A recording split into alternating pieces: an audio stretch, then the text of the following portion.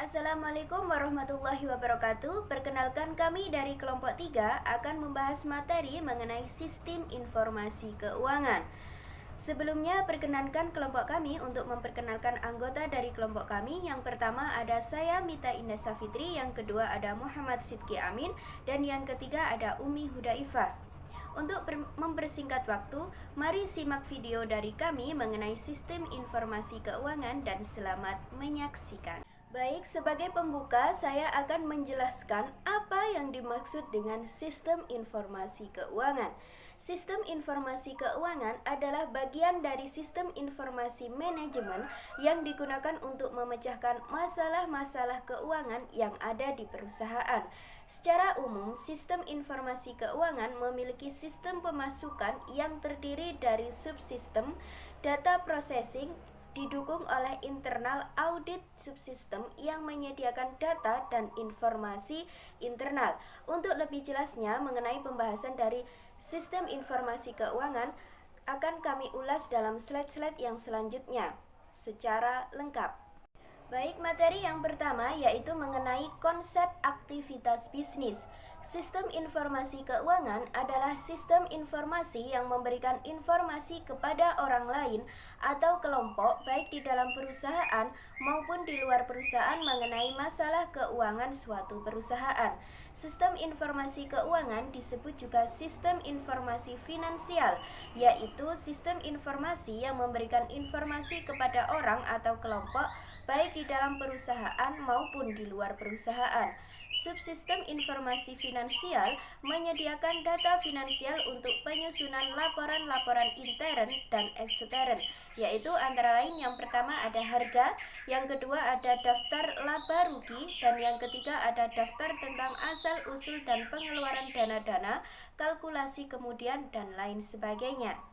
Administrasi kas, bank dan giro merupakan bagian dari sistem informasi finansial. Kadang-kadang administrasi piutang dan utang merupakan termasuk di dalamnya.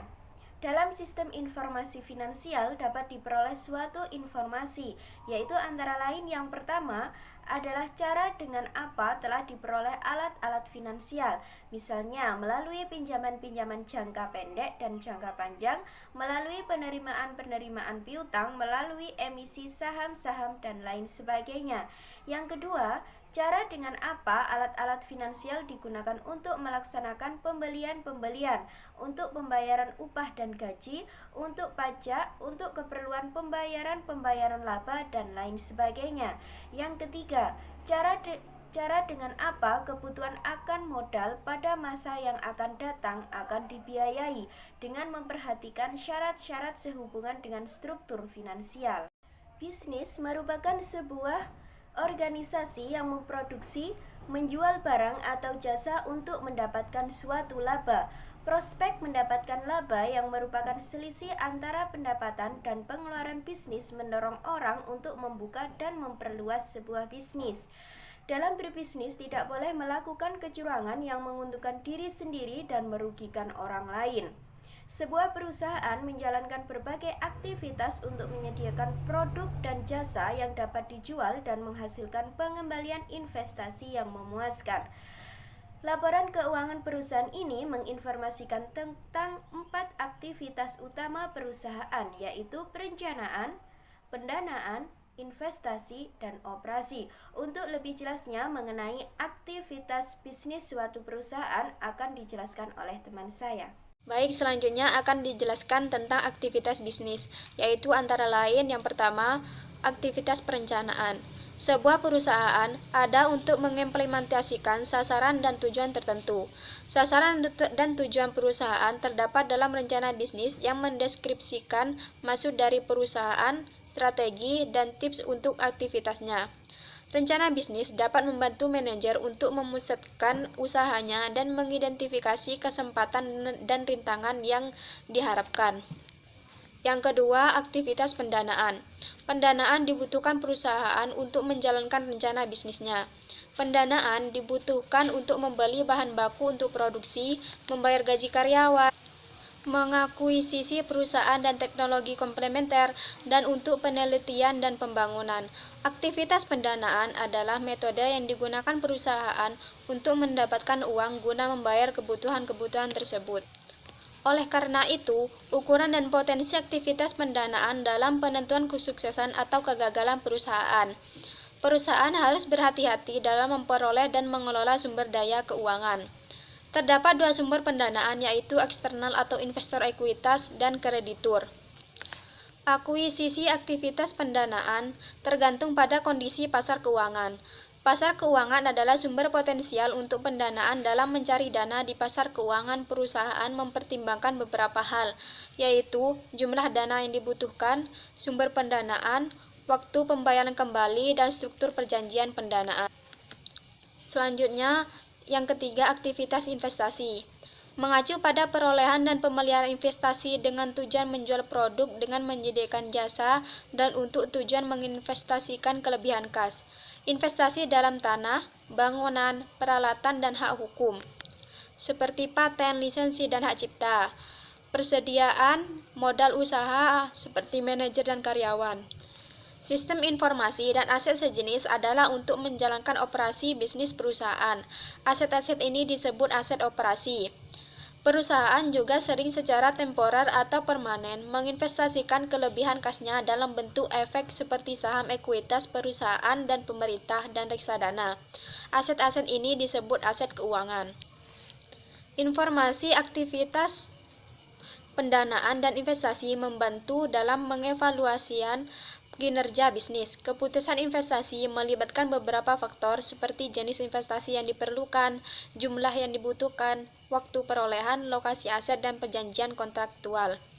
Selanjutnya yang keempat, aktivitas operasi. Mencerminkan pelaksanaan rencana bisnis yang terdapat dalam aktivitas pendanaan dan aktivitas investasi tersebut, ada 5 komponen yang dilibatkan dalam aktivitas operasi, yaitu penelitian dan pengembangan, pembelian, produksi, pemasaran, dan administrasi. Bauran yang tepat atas komponen-komponen aktivitas operasi tersebut tergantung pada jenis bisnisnya, rencananya, serta pasar input dan outputnya. Aktivitas operasi perusahaan merupakan sumber utama laba perusahaan.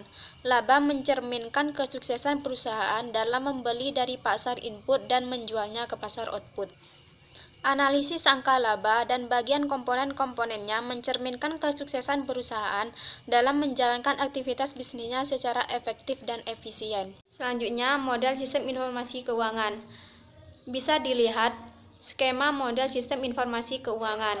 Penjelasan yang pertama yaitu subsistem input. Yang pertama, sistem informasi akuntansi. Data akuntansi menyediakan catatan mengenai segala sesuatu yang berhubungan dengan keuangan yang terjadi dalam perusahaan.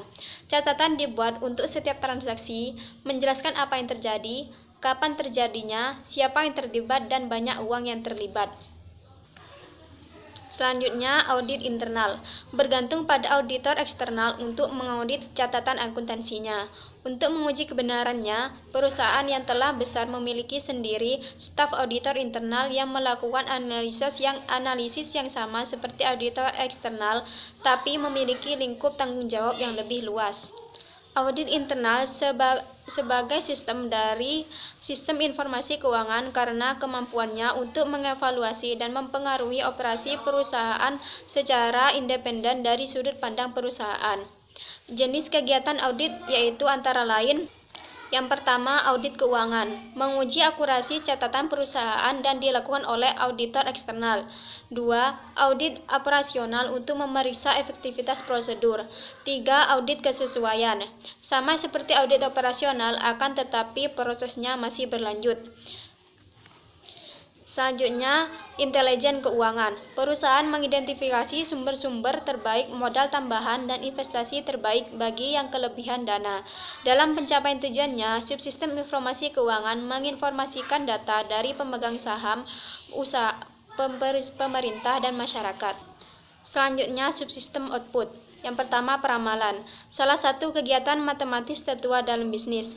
Komputer memungkinkan peramal membuat perhitungan secara lebih cepat dan mudah. Peramalan jangka pendek dilakukan oleh area-area fungsional fungsi pemasaran memproyeksikan penjualan untuk masa depan yang singkat antara 1-3 tahun ke depan. Peramalan jangka panjang biasanya dilakukan oleh suatu area selain pemasaran, oleh fungsi finansial atau suatu kelompok yang hanya memperoleh tanggung jawab perencanaan. Terdapat beberapa metode peramalan, yaitu antara lain yang pertama, metode non-kuantitatif, tidak melibatkan perhitungan data, tapi didasarkan pada penafsiran subjektif. Yang kedua, metode kuantitatif. Analisis regresi melibatkan pembuatan suatu hubungan antara kegiatan yang diramal disebut sebagai variabel terikat atau dependen dengan kegiatan yang lain disebut variabel bebas atau independen variabel. Yang kedua, manajemen data. Arus uang dari lingkungan melalui perusahaan dan kembali ke lingkungan adalah penting karena uang digunakan untuk memperoleh sumber daya fisik lain. Arus ini dikelola untuk mencapai dua tujuan, yaitu untuk memastikan bahwa arus masuk pendapatan lebih besar daripada arus biaya dan untuk memastikan bahwa keadaan ini tetap akan stabil sepanjang waktu. Yang ketiga, pengendalian. Manajer diberikan suatu anggaran operasi, yaitu jumlah uang yang bersedia untuk digunakan dalam memenuhi tujuan operasional. Proses penganggaran berisi sejumlah keputusan semi terstruktur. Data pendukung yang diperlukan tersedia dalam bentuk catatan akuntansi historis, tetapi banyak penilaian yang harus diterapkan. Ada 3 pendekatan umum yang dapat diambil perusahaan dalam menentukan anggaran, yaitu yang antara lain yang pertama, pendekatan dari atas ke bawah, eksklusif perusahaan menentukan jumlah anggaran dan kemudian menekankan jumlah tersebut pada tingkat-tingkat yang lebih awal. Yang kedua, pendekatan dari bawah ke atas. Proses anggaran ini dimulai pada tingkat organisasi terendah dan naik ke atas. Yang ketiga, pendekatan partisipasi. Orang yang akan menerima dana berpartisipasi dalam menentukan tingkat dana. Selanjutnya, subsistem output terbagi menjadi 3, yaitu antara lain yang pertama, subsistem peramalan. Salah satu kegiatan matematis tertua dalam bisnis yang memiliki tiga fakta dasar dalam pemikiran peramalan, yaitu semua peramalan merupakan proyeksi dari masa lalu. Semua peramalan terdiri dari keputusan semi struktur dan tidak ada teknik peramalan yang sempurna. Yang kedua, subsistem manajemen dana. Bertugas untuk mengelola arus uang, menjaganya agar tetap seimbang dan positif. Yang ketiga, subsistem pengendalian. Mengelola anggaran operasi, jumlah uang yang tersedia untuk digunakan memenuhi tujuan operasional untuk 1 tahun fiskal. Selanjutnya, model sistem informasi keuangan. Model sistem informasi keuangan untuk menjelaskan subsistem CBIS yang memberikan informasi kepada orang atau kelompok, baik di dalam maupun di luar perusahaan mengenai masalah keuangan perusahaan. Informasi yang disajikan dalam bentuk laporan periodik, laporan khusus, hasil dari simulasi, matematika, komunikasi elektronik, dan saran dari sistem pakar. Seperti sistem informasi fungsional lainnya, sistem informasi keuangan berisi subsistem input dan output. Subsistem input terbagi menjadi 3, yaitu antara lain yang pertama, sistem informasi akuntansi. Sistem informasi akuntansi menyediakan catatan mengenai segala sesuatu yang berhubungan dengan keuangan yang terjadi dalam suatu perusahaan. Yang kedua, subsistem audit internal, terdiri dari 2 jenis auditor, yaitu eksternal biasanya terdapat pada perusahaan kecil dan internal biasanya pada perusahaan besar.